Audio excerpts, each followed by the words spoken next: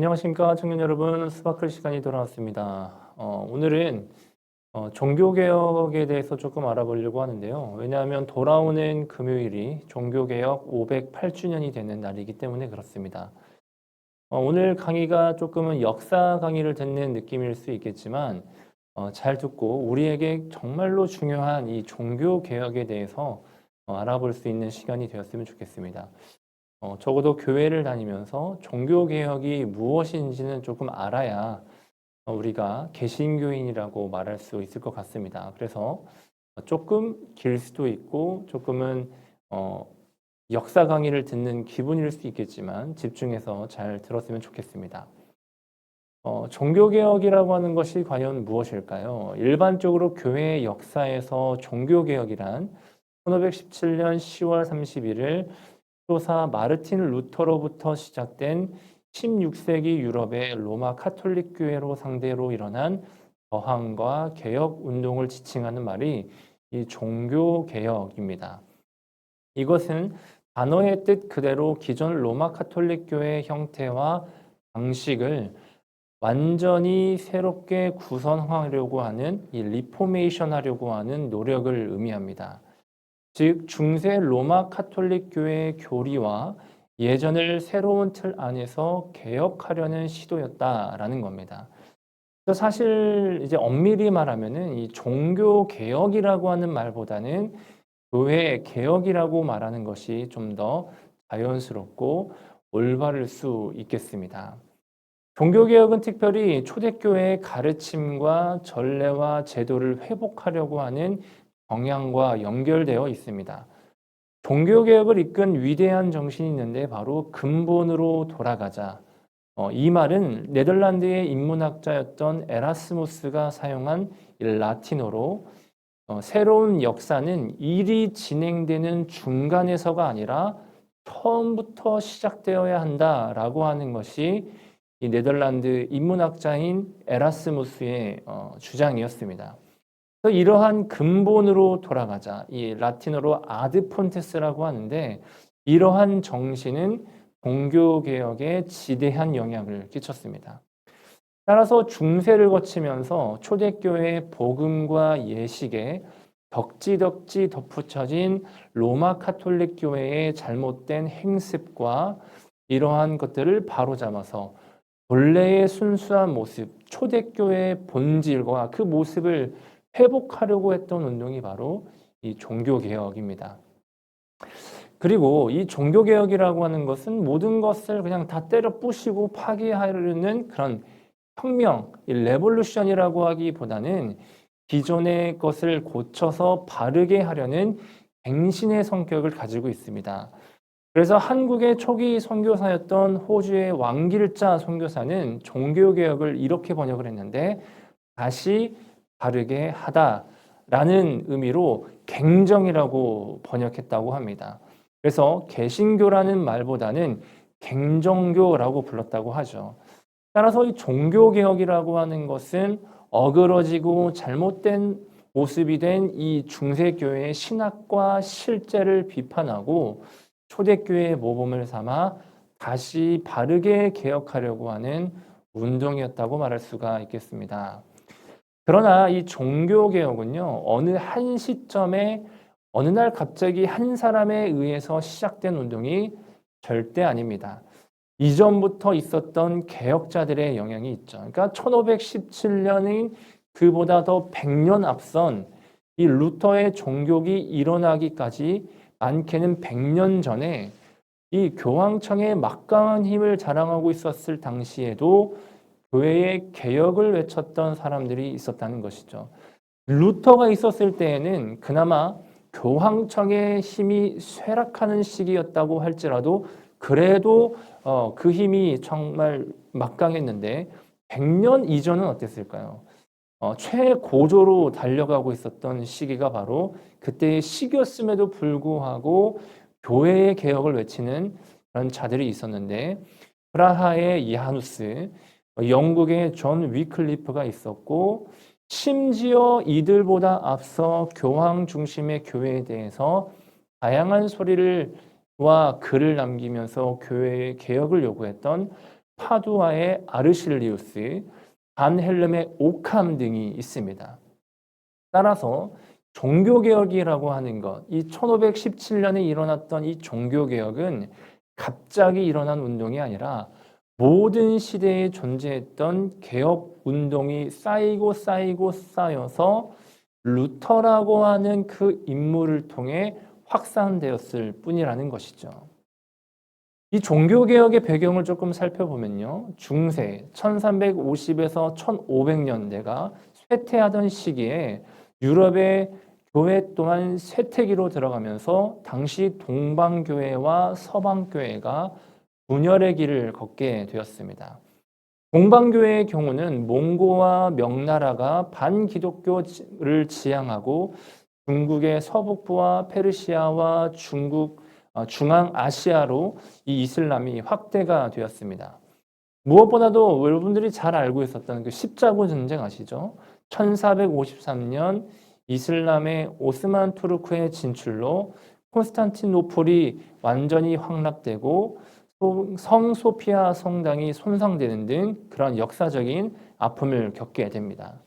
서방교회 같은 경우에는 교황 보니파키우스 8세와 프랑스 왕 필립이 대립을 하게 됩니다. 그러니까 교황청과 국가 간의 힘이 대립을 이루게 된 것이죠. 이것이 프랑스 교황과 로마 교황의 대립까지 이어지면서 결국에는 교황청마저도 대분열을 겪게 된 것이죠. 이때 교황청이 프랑스 남부 아비뇽으로 옮겨가게 되었는데 이것을 무엇에 비유하냐면 이스라엘의 70년 바벨론 포로에 비유하여서 아비뇽 포로라 일컫습니다. 이 시기는 교황청이 프랑스의 정치적인 도구로 전락하게 된 시기이기도 하죠. 이는 교황청의 부패를 반증하고 중세 교황주의 교회의 몰락을 보여주는 것입니다.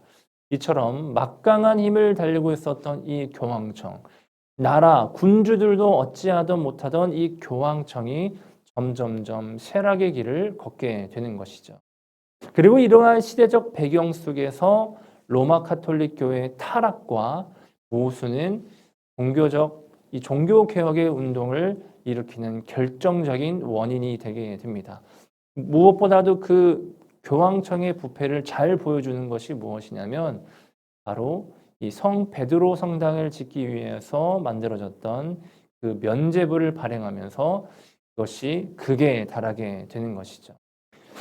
이 말은 단순히 종교의 부패가 개혁을 유발시킨 중요한 원인이긴 하지만 사실 그것이 전부가 아니라는 것입니다.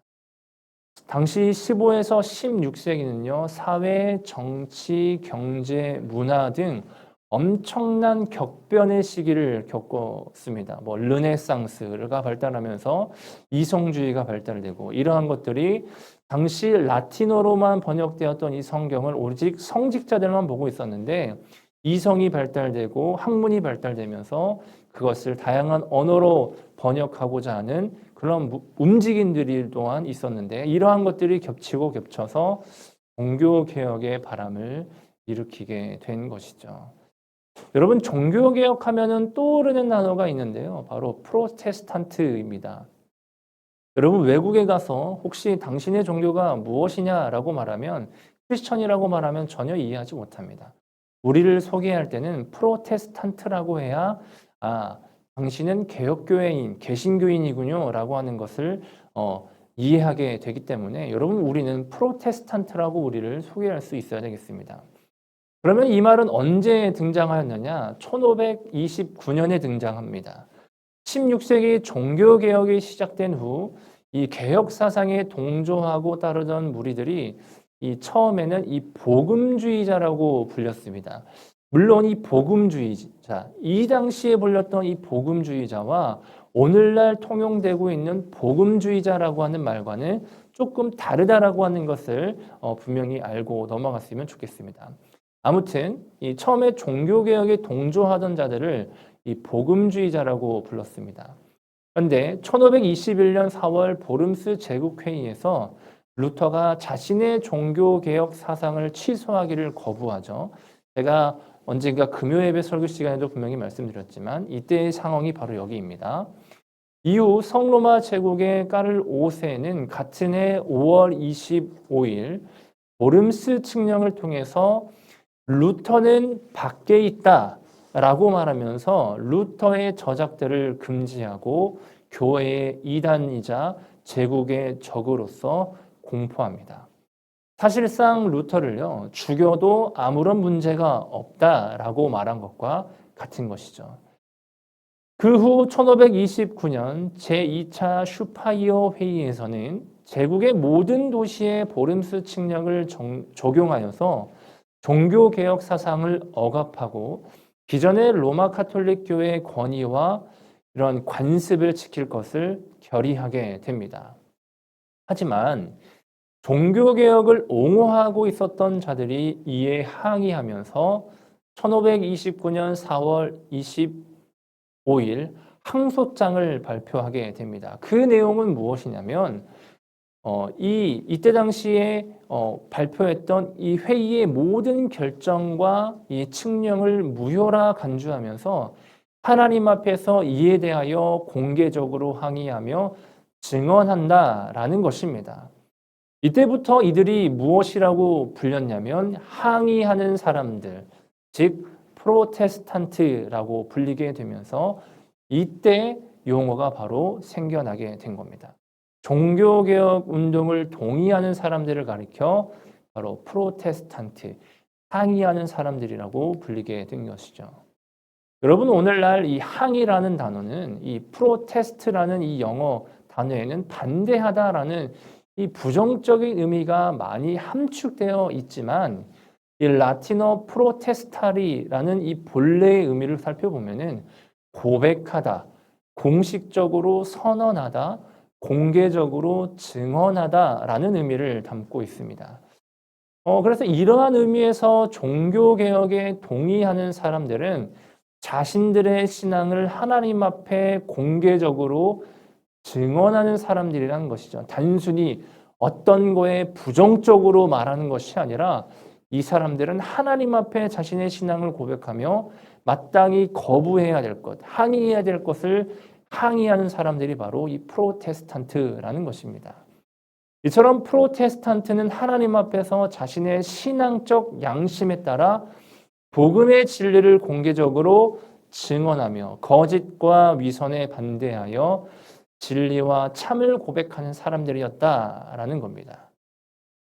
16세기 이후 오랜 시간 수많은 프로테스탄트 신자들은요, 고난과 박해를 견뎌야 했습니다.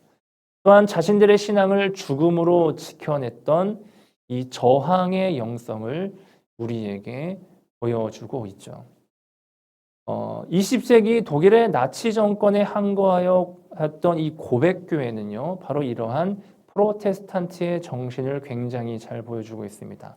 이 본 회퍼 목사님 또한 이 고백교회의 목사님인데 끝까지 이 나치 정권에 저항했던 이 프로테스탄트의 정신을 보여주고 있죠. 당시 많은 독일의 교회들이 나치 정권에 굴복하여서 이 앞잡이 노릇을 많이 했지만 이 고백교회, 이 보네포 목사님은 끝까지 개혁교회의 정신을 지켜주는 것을 보여주었다라는 겁니다. 사랑하는 청년 여러분, 내일 모레가 이 종교개혁 508주년이 되는 날입니다.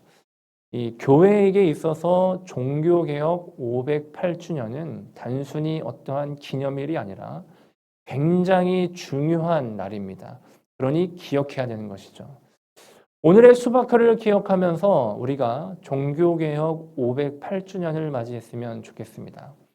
청년 여러분, 우리는 프로테스탄트입니다. 하나님 앞에 우리의 신앙을 공개적으로 증언하며 복음의 진리를 거스르는 이 시대적 정신에 저항하는 사람이 되어야 된다는 것이죠. 오늘을 살아가는 우리는 무엇에 저항하며 살아가야 될까요? 인본주의, 물질주의, 이 세속적인 주의와 우리가 맞서 저항하며 살아가야 될 것입니다. 또한 여러분, 삶에서 무엇에 저항하며 살아가고 계십니까?